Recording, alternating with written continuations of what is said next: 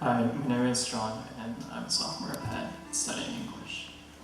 Today I just want to share with you some things that God has done in my life. It seems hard to believe, but 1 year ago on this day, if you had asked me if I had believed in God, I probably would have said no. Although I had a church childhood, I had devolved into atheism by my senior year of high school. As I finished high school and got into Penn, I began reading more and more about atheism and agnosticism. I read writers such as the atheist Richard Dawkins, and what I read cemented my belief that God couldn't be real because I couldn't see him. One persistent source of disbelief was that I didn't understand why there was suffering in the world.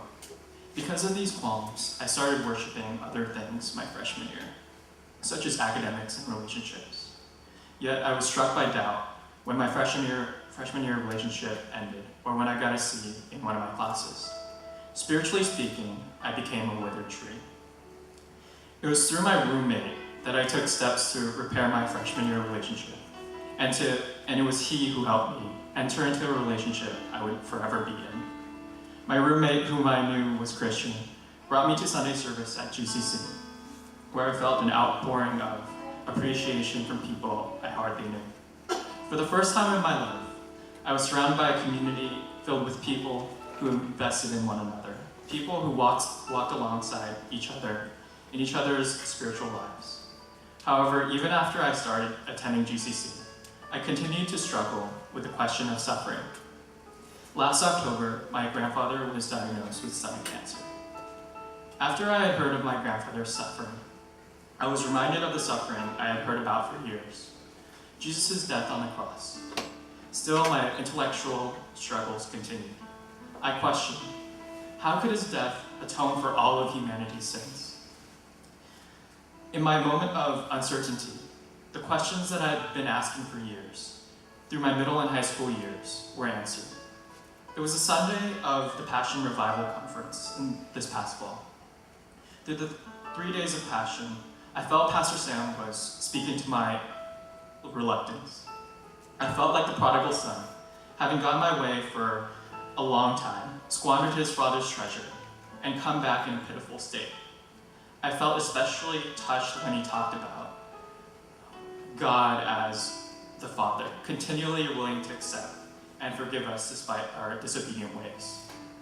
Although in my heart, I understood the story of the prodigal son, I have to confess that skepticism lingered in my mind. Although I had heard incredible accounts of healing and revelation related to the Passion Conference, I myself was not totally convinced. When I saw people fainting as Pastor Sam prayed, I thought to myself, that couldn't possibly be true. On November 8th, 2009, that skepticism was forever transformed. In the middle of that Sunday service, Pastor Sam laid his hand on my forehead and started praying for me.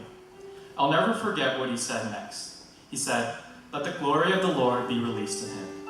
As soon as he said those words, I immediately began to fall backwards. Luckily for me, 2 church members were there to break my fall. As I fainted and laid on the ground, I had this vision. I saw a strange blue light in the darkness, in the form of an indefinable shape, growing and becoming smaller.